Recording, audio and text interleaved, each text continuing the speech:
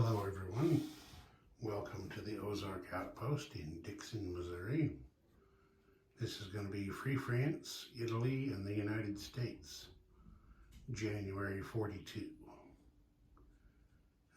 Free France, very basic turn like it always is for them. They built a mountain infantry for 4, that was all the money they had. No attacks, no non-combat movement. Their mountain infantry went here to Morocco. I thought about putting it down there at Cameroon, but then I got to thinking about it, and I don't think that Italy and France were at war before Paris fell. I can't remember for sure, but I don't think they were. So anyway, I'm playing it as if they weren't. So if they weren't at war with each other before the fall of Paris, they're not at war with each other now. Is the way I understand it. All right, so that was it for them. They collected 4 francs again, and that's what they'll have for next turn. Italy used its lone tech roll to move improved factories to stage 3. They didn't get any spy rolls. They didn't get any counter-espionage rolls. For their build, they finished their medium factory and the light cruiser that they had underway. And then they built 6 infantry and 1 colonial infantry.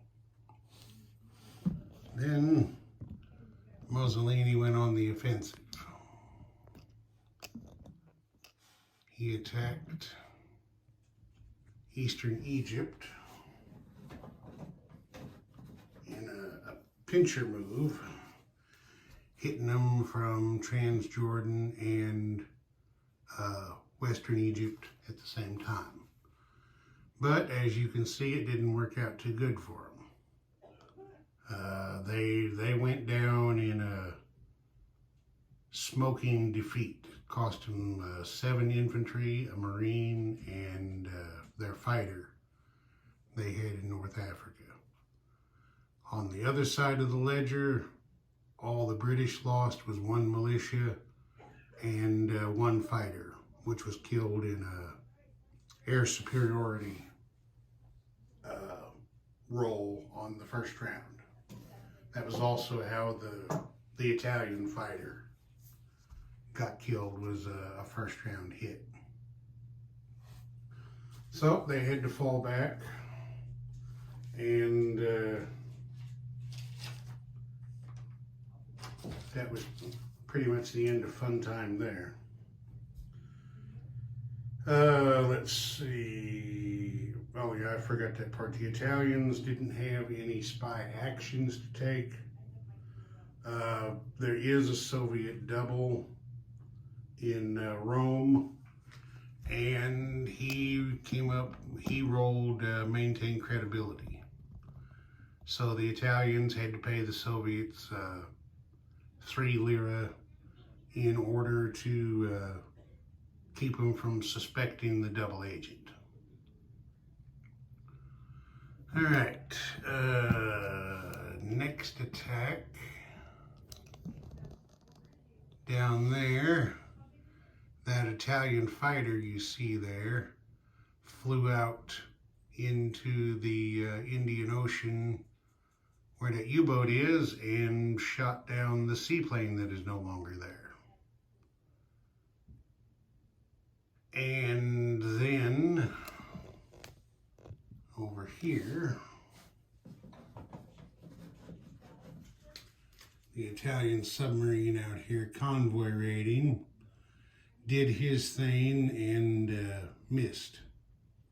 He rolled a 1, and I believe the Brits rolled a 3. And then the convoy defenses missed him, and this tactical bomber also got a defending shot, because you'll recall aircraft on carriers are treated as if they are always on combat air patrol. But the tactical bomber missed him as well. Then the submarine that was over here, I gotta tilt down a little so you can see. The submarine that had been over here in the Adriatic Sea went 1, 2, 3 spaces out there to raid the same sea zone, and he hit big. He got the Brits for 6 pounds of damage. 3 pounds was applied to the East Atlantic, or the East Atlantic line, which maxed it out. The other 3 pounds went on the West Africa line. But then the inherent defensive role from the convoy killed that submarine with a 1. So he hit the Brits for 6 pounds and then got sunk.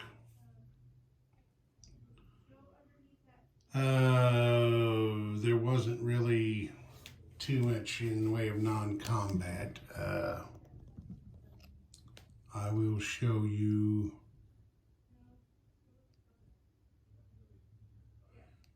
Yeah, the non-combat moves were the transport that was here took the mountain infantry off Cyprus and landed him at Transjordan, so that space wouldn't just be sitting empty. And then the transport that was over there with the main fleet picked up the infantry from northern Italy and landed him down here at western Egypt to give them just a little bit more defense. You see him there in the back row. And then destroyer came out here to give these transports a little more anti-aircraft protection. And that was it for non-combat.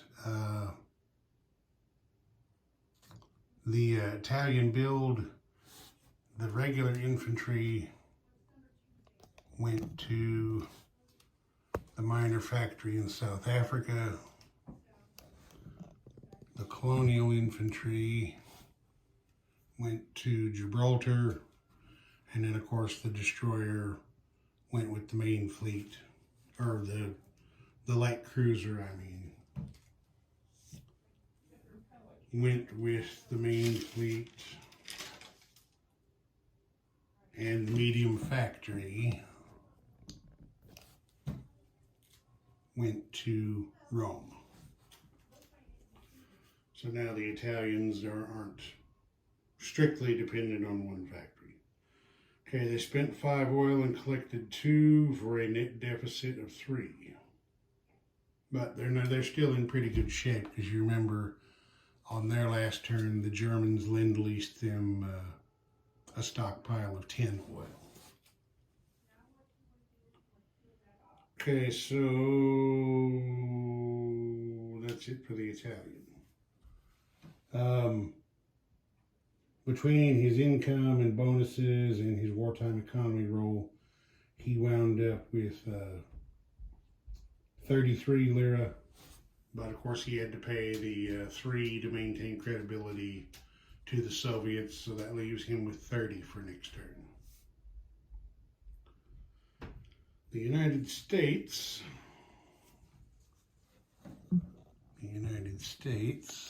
there they are on the other side of the Atlantic. They advanced strategic rockets and attack transports to stage 2. Their other 4 roles missed. Director Hoover's not at all happy. He's got agents out looking under every rock and behind every bush.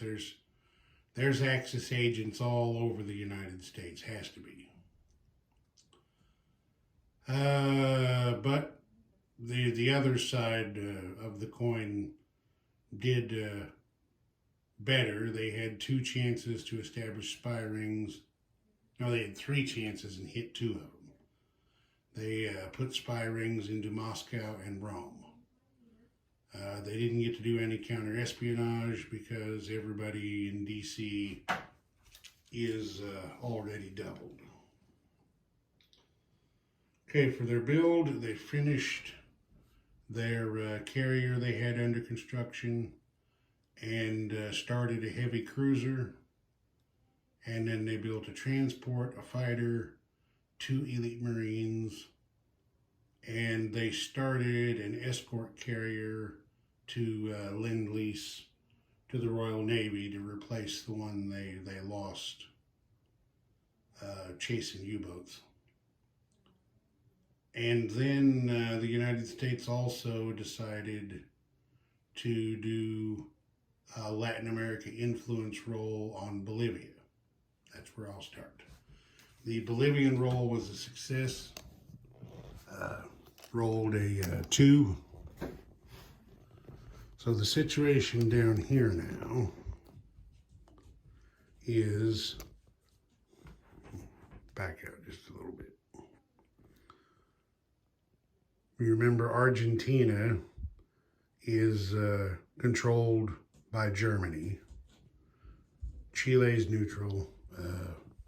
Brazil is controlled by the United States, and Brazil and Argentina are at war, but the only shooting that has taken place in that so far was those ships coming up from southern waters and sinking a couple of Brazilian boats. Nothing else has happened.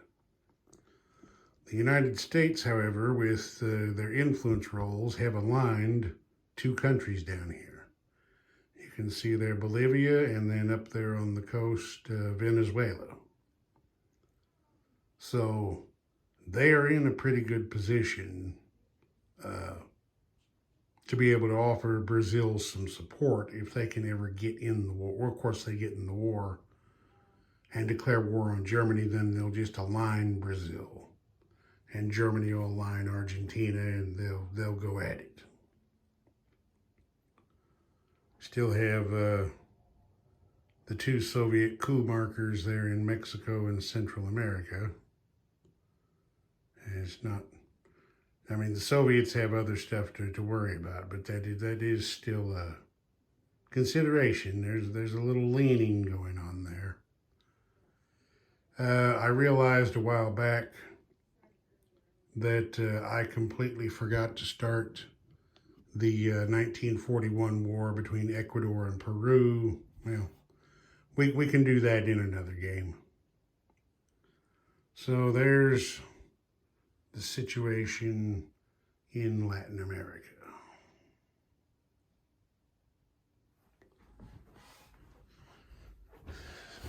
Okay. Now, square up, raise up a little bit, there we go. KMT, well now I gotta turn the other direction. KMT had 8 in the bank, and they built 2 infantry and saved the remaining 2, and saved the remaining 2 IPP. Then Chiang Kai-shek decided not to do any combat or non-combat moves. He's just gonna take it easy, see how things happen. The United States did just a very little bit of non-combat. This medium bomber had been down in Florida. It shifted up here to Maine to get closer, so it's within ferry range when it's time to head for the UK to go to war with Germany. Transport from Panama shifted up there to the sea zone off of Washington, the Carolinas. The transport that had been there moved up here to the sea zone off of New York. and the light tank that was over there in the Heartland strategic railed to the Carolinas. That was it for their shifting around. Brazil did hit its recruitment roll this turn, so they picked up another infantry that they placed in Pampas. The United States spent 4 oil and collected 7 for a net gain of 3. And then that brings us to probably the most significant thing that happened in the turn. The United States finally got a decent peacetime income increase roll. They rolled a 9, which took them from 43 up to 52. So now you see they are just $9 away from reaching wartime income and being able to get in this fight. So hopefully that happens next turn, but we'll just have to see how it plays out. So that's going to do it for January 42. We'll just take a quick look around at things here. I haven't done that for a little while. There's the situation on the Axis and Comintern tech chart. You see there, Germany was doing really good, but their tech rolls have really started to suck of late.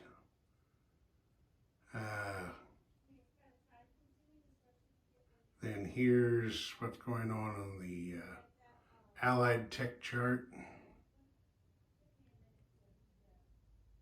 I mean, Britain, with half as many rolls, has completed the same number of techs as the United States, who, as I pointed out, their tech rolls have just been god-awful. All right, then here we go. Back out just a little bit. Here we go in the Pacific. The United States didn't do a atomic research roll this turn. Oh, they forgot a non-combat move. Move that coastal sub out there to the end of the Aleutian chain.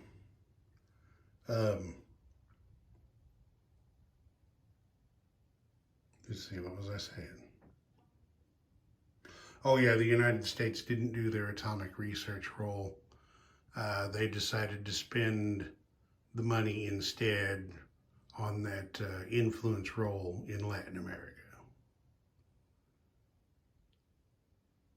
So what we got going here, you know, you still got the three-way fight in China. Japanese have got their reinforcements ready to move in there. Of course, they're going to have to start thinking a little differently now that the United States has gotten so close to being able to get into the war. There's Anzac down there. They've built up a respectable little navy. We'll see if they can do anything with it. The same thing for FEC here. They've built up a pretty good little squadron there. A couple of escort carriers with fighters, a battleship, a battle cruiser. Yep, they've got a little bit of sea power, a little bit of air power. And of course, you know, the Soviets are in big trouble. Things were going pretty good for the Italians, but they're